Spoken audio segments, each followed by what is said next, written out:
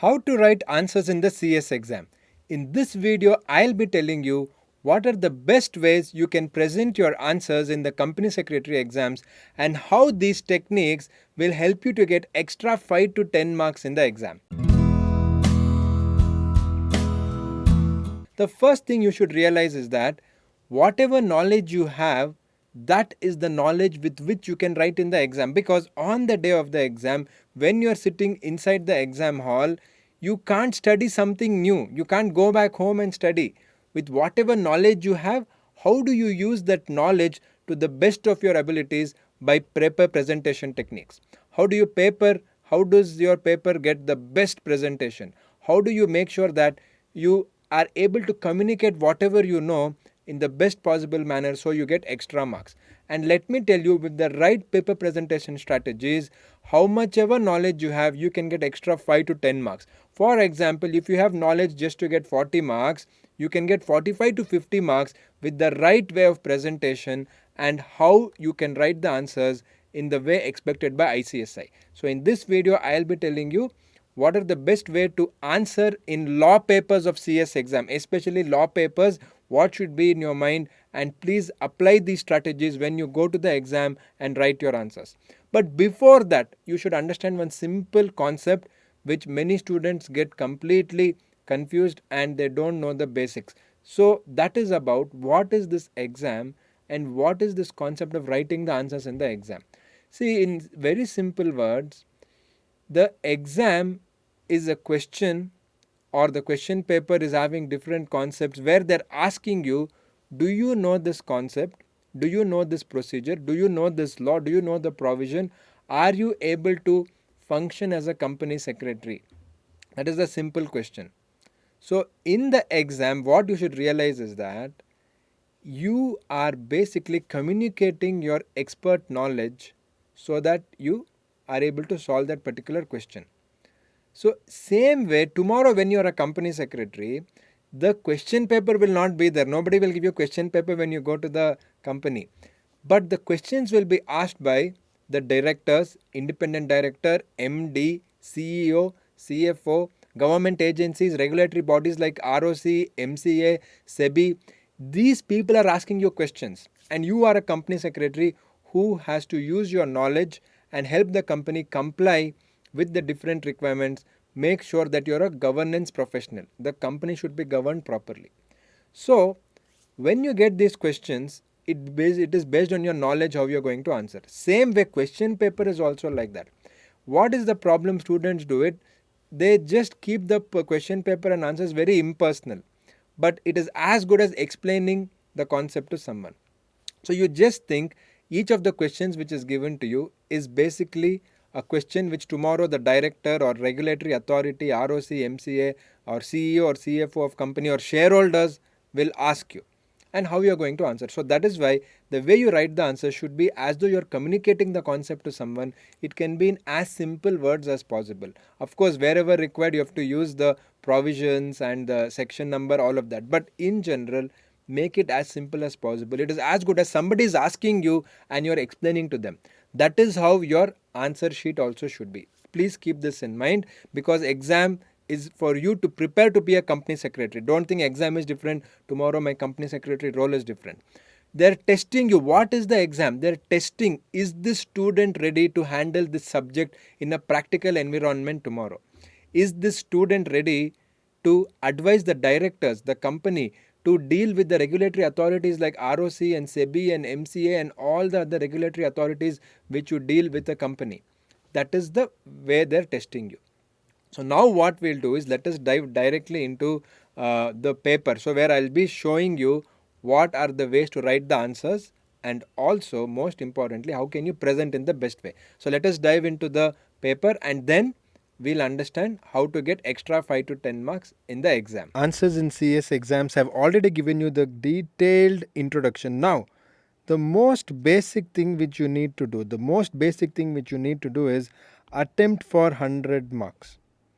Yes. You'll say, what sir, what you're telling, attempt for 100 marks, sometimes we don't get the time. Even if you don't get the time, please attempt for 100 marks, I'll tell you why. But Please remember, this is not applicable for MCQ exams. For MCQ exam where you have negative marking, you can't attempt for 100 marks. Please don't attempt for 100 marks. I am telling, for law papers which are written papers, for such papers you have to write for 100 marks. Because let us say you write for 80, let us say you write for 70. How much can you get maximum for 80? You can get maximum is 50. For 70, how much you can get maximum? You can get only 40. But when you write for 100, okay, even if that last 20 marks, 30 marks, you get very less, you are able to get anywhere between 45 to 65. This is the range which you are going to get. That is why attempting for 100 marks in a law paper, which is written paper, is very important. Don't attempt 100 marks for papers with negative marking. And sit for 180 minutes. The entire 3 hours of exam you have to sit.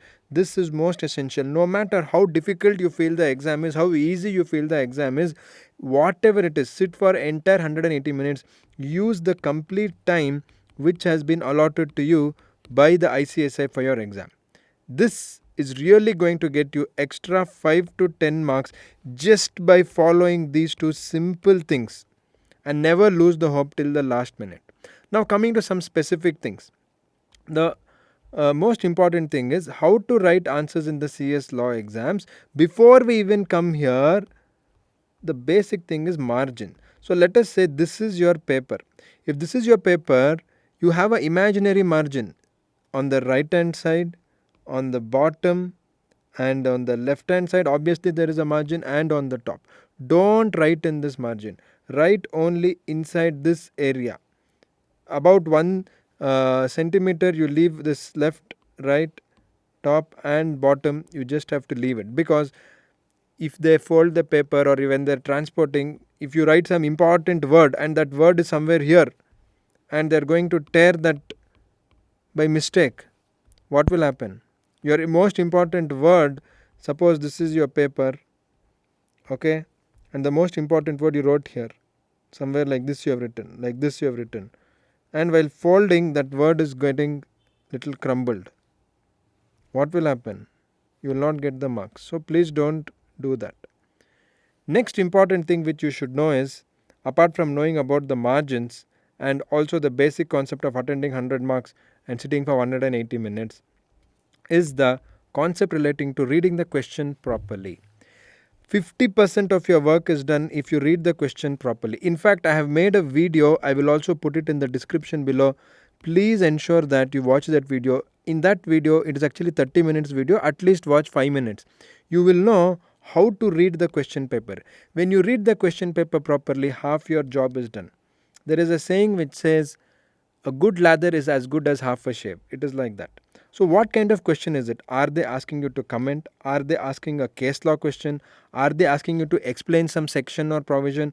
Are they asking you difference between? So for each question your approach should be different. So that is why read the question properly and identify the exact keywords. What exactly are they asking? Because every concept is so big, but they will be asking something very, very specific in that particular question. Because when you read the textbook, when you read the study material, there are hundreds of pages, but the question will be something very specific. What is that exact specific thing? You need to recognize that keyword, and then you need to plan your answer. Next, you need to plan your answer. What is this planning the answer?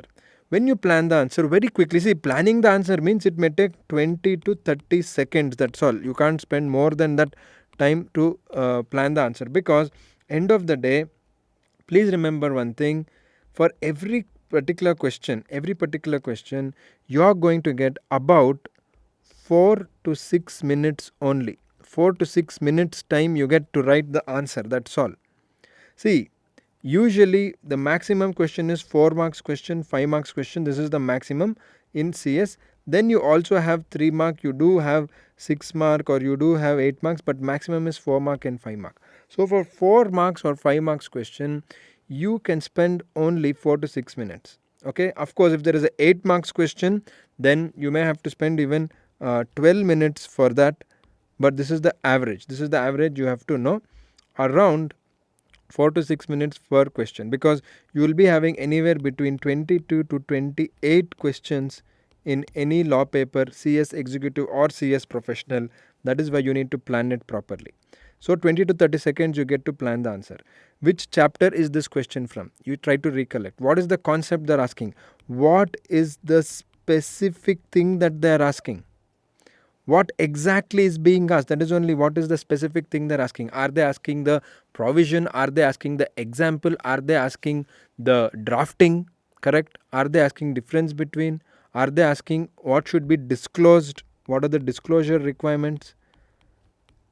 Are they asking your opinion? Are they asking you to give some other provision? So you need to know that. Then you analyze the provisions. More often than not, they're asking you some section of company law or SEBI or governance, anything.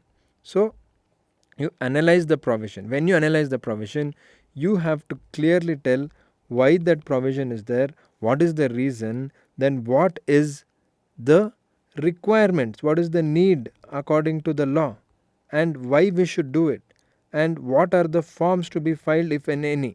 So everything about the provision you have to analyze.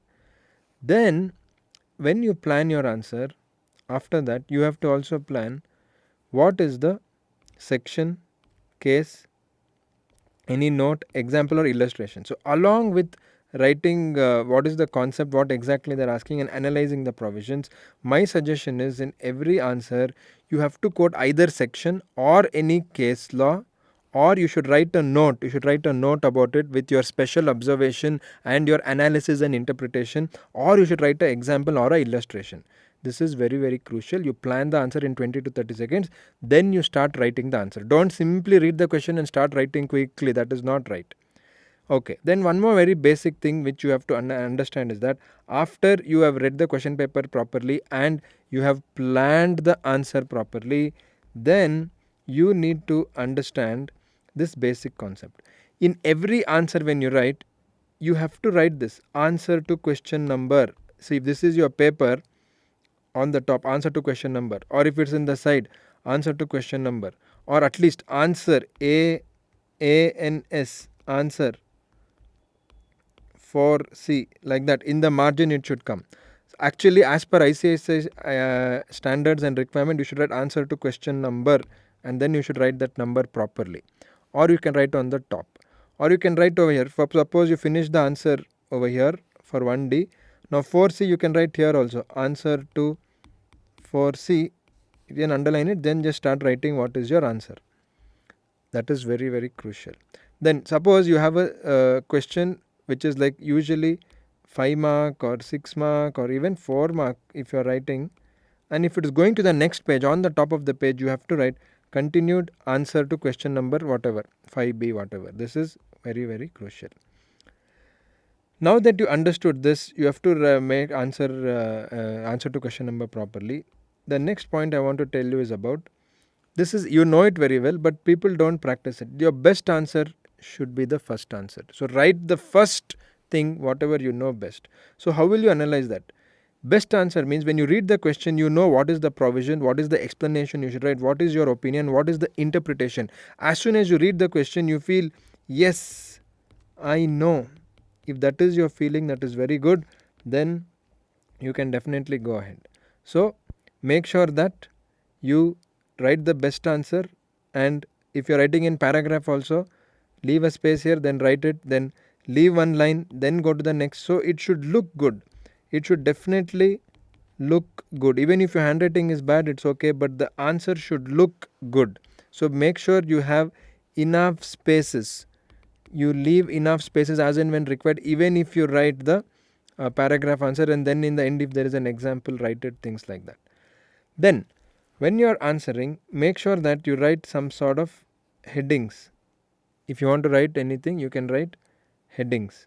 So when you look at headings, then make sure the headings are in block letter. So for example, if this is the answer script, as you can see, so answer number 1C, suppose there is a case law question, some statement is given and they told you to comment or something.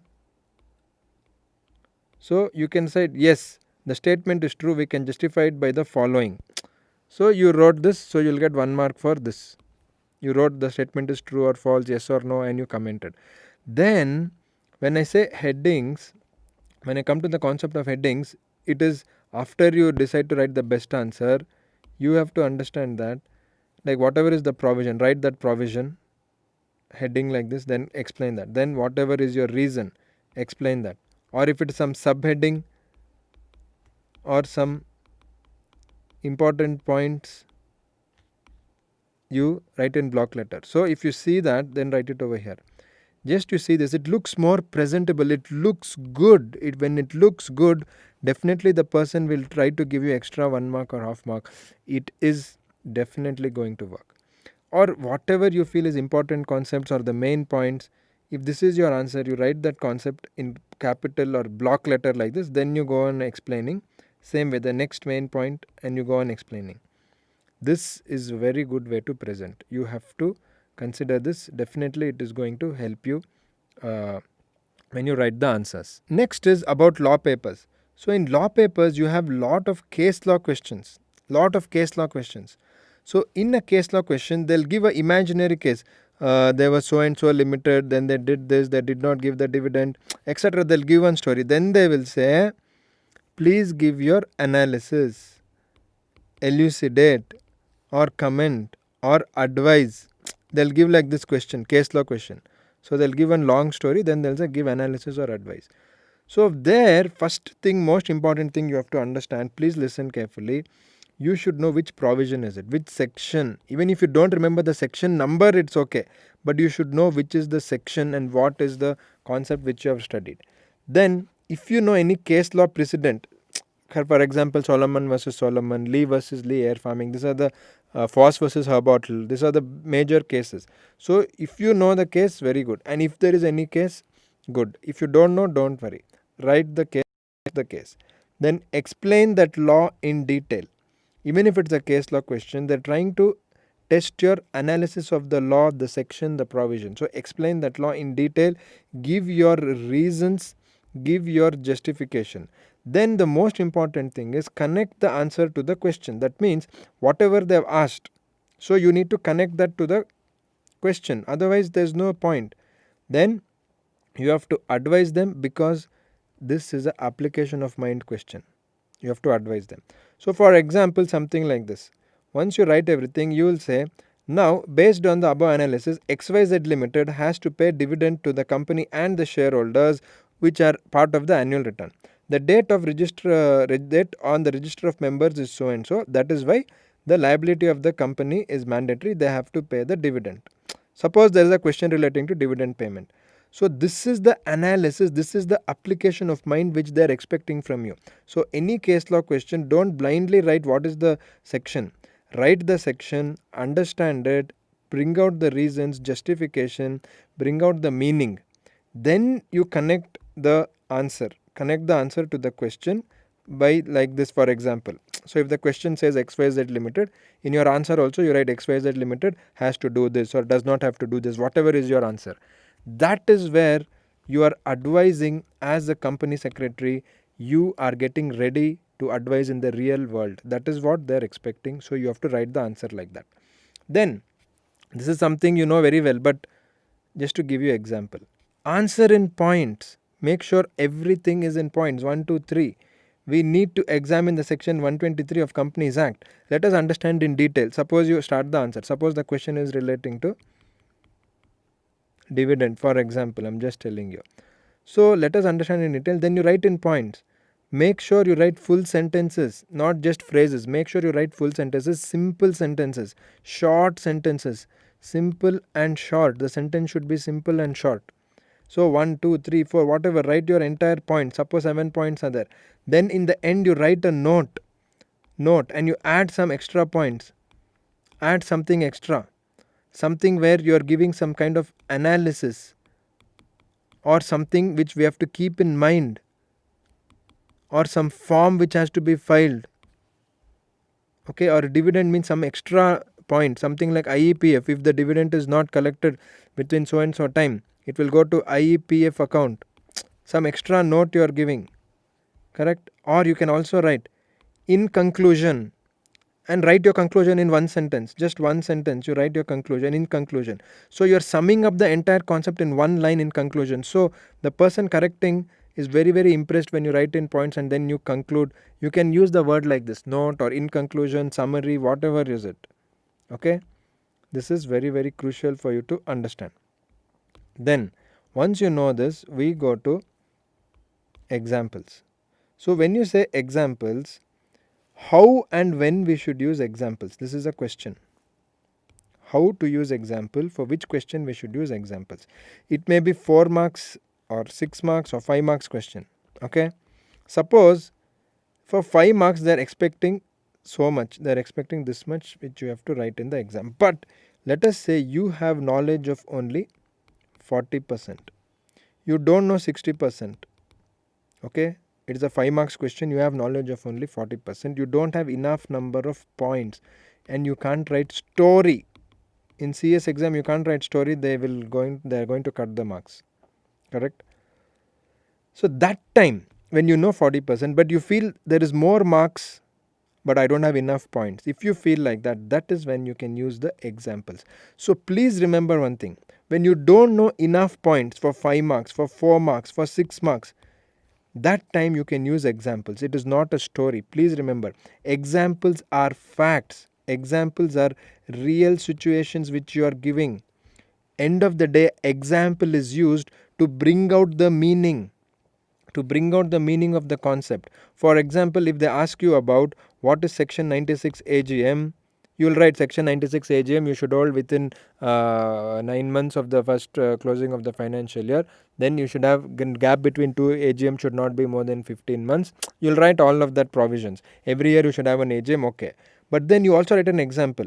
You write an example. Suppose there is a PQR Limited and it was incorporated in the year of 2019. Okay, then it should have its first AGM by 2020 December 31st, example, and you bring it out. Why? Because section 96 says so. So what are you doing? You're not writing a story, you're not simply adding lines, but you're bringing out the meaning of the concept with the help of an example. So the provision becomes more clear. So the person who is reading your answer can understand that the student knows the concept 100% with clarity. So he has written whatever he knows in points, then he has given example. So for 5 marks question, instead of getting 2 out of 5, let me give 3 out of 5, let me give 3.5 out of 5. So this is how you get that extra 1 mark, extra half mark. So when you add up this in the whole paper, that will come to extra 10 marks for you. That is what I told you in the beginning of this video. Okay, that is what and how you use the examples. Next we have the concept called illustration. What is illustration? Something which is pictorial. So let us say you are explaining something about section 7 and section 8 of Companies Act. Please don't hesitate. In the exam you can draw something like this, section 7 and section 8, and you can draw like this and say this common area denotes that how these sections are similar. These sections are similar by 40%, and then you go and explain. So you can assume data, you can assume a situation when you write an illustration. Like what? I'll give you a simple example. How to write illustration. So you can write, after you write the answer, everything, you can write illustration. Then if you want, you can write some diagram. It is not compulsory. Please don't think you have to write some diagram. I'm just giving you idea. Then you can write illustration. Take for instance. So you can start writing by saying, take for instance, Mr. A is a director in so and so company. So you write some company name. Okay, some company, PQR company, okay, DEF company, something. He did so and so. Whatever is related to the question, he did this, he resigned without giving notice, whatever.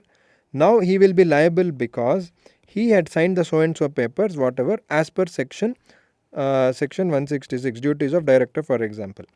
So you are giving an illustration. So please remember, illustration, you can assume data, you can assume a situation and bring out the meaning. In example, you are quoting the facts, and you are bringing out the meaning by quoting out the facts.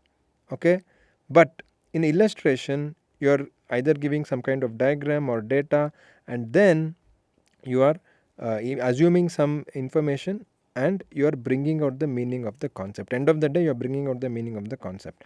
Then after you have finished writing the illustrations, you can also use chart. My request is, in your paper, before you come back, you should have minimum 2 charts. Any question, minimum 2 charts. It just looks good. Overall, when the person is correcting paper, if you have some charts, it looks really, really good and it is impressive. So the provision can be explained as per the chart. So you can say something like that. So answer, let us say you have answer 6A. So the provisions can be explained as per this chart of so and so company, etc. Then you write what is the main topic, what is the subtopic 1, subtopic 2, then how further it is divided. So the entire meaning comes here, but only the chart if you write, you will not get, let us say the question is for 6 marks.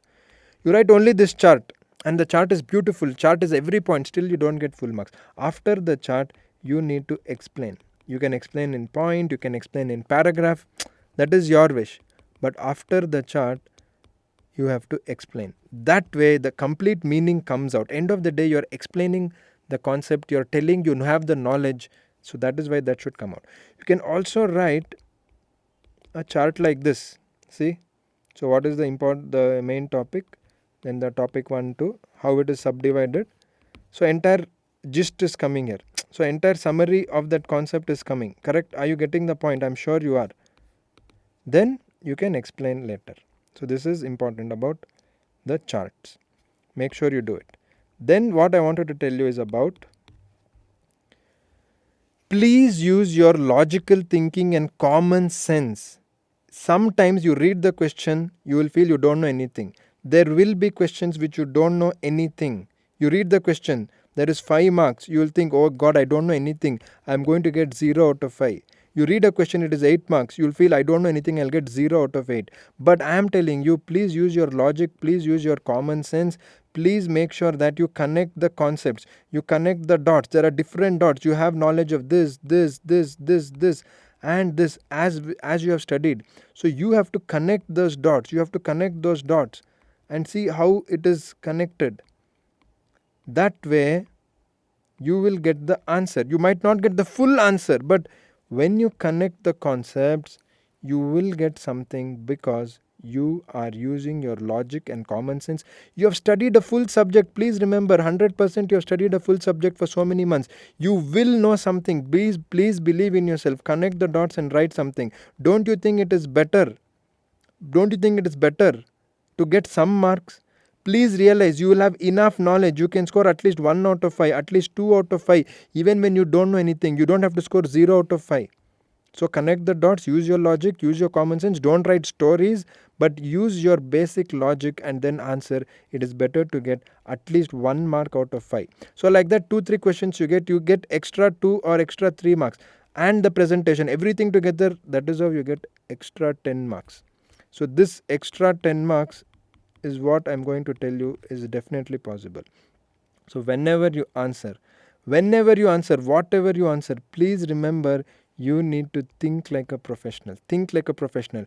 You have to tell yourself, I am already a company secretary. Yes, I am a company secretary, just that I am writing the exam now. So you just think all the questions are to you. You're already a company secretary in some XYZ Limited, or you think any company, whichever favorite company you have, think of that name, you think you are the CS, and the question in the question paper is like a question put to you as a professional, and you write the answer wherever possible.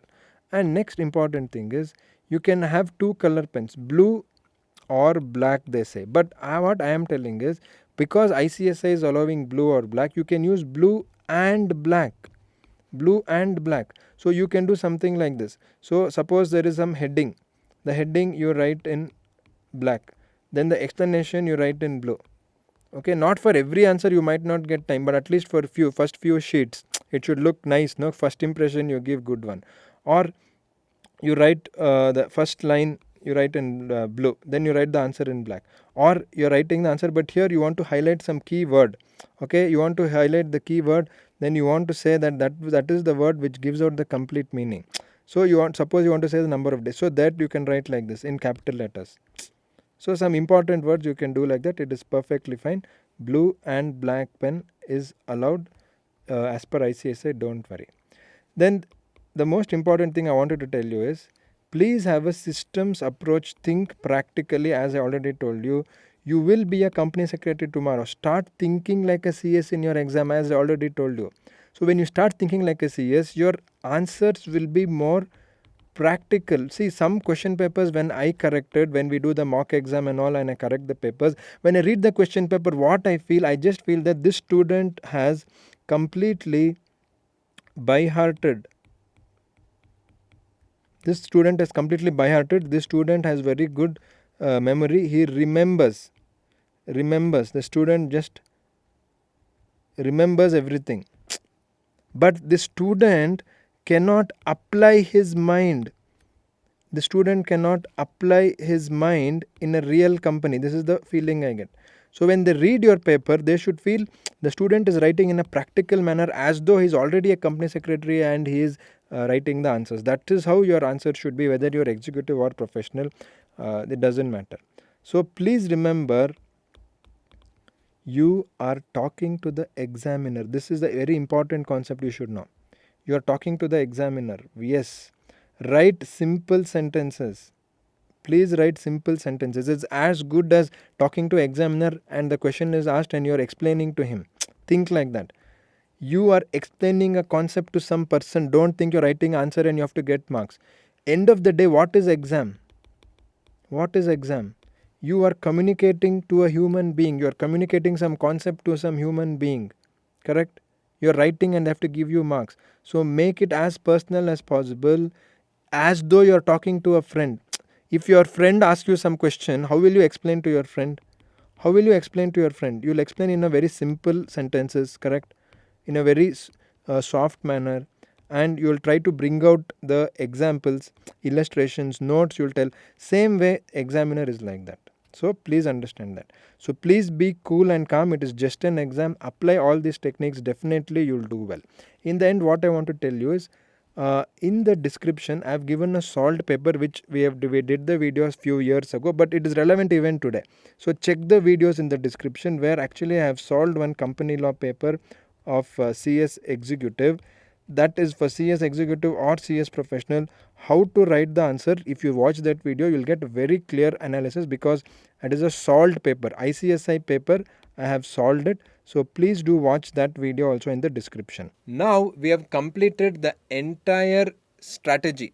How you have to present the answers, how to write answers in company secretary exam, especially law papers, what is expected from you. So please keep these things in mind. Please keep these things in mind and apply this in the exam. 100% will get extra 5 marks, 10 marks than what you deserve. If you are about to get 40, you will get 45 to 50. If you are about to get 50, you will get 55 to 60. If you are about to get 60, you will get up to 65 marks with all the paper presentation strategies and the methods I told you on how you should write a law answer in the company secretary exam. Make sure you also share this with your friends. Everyone should get the benefit of this video and they should do well in the exam. All the best for your exams. Please do very well and don't forget to subscribe to Excel Academy, your one-stop solution for the CS course. All the best for you.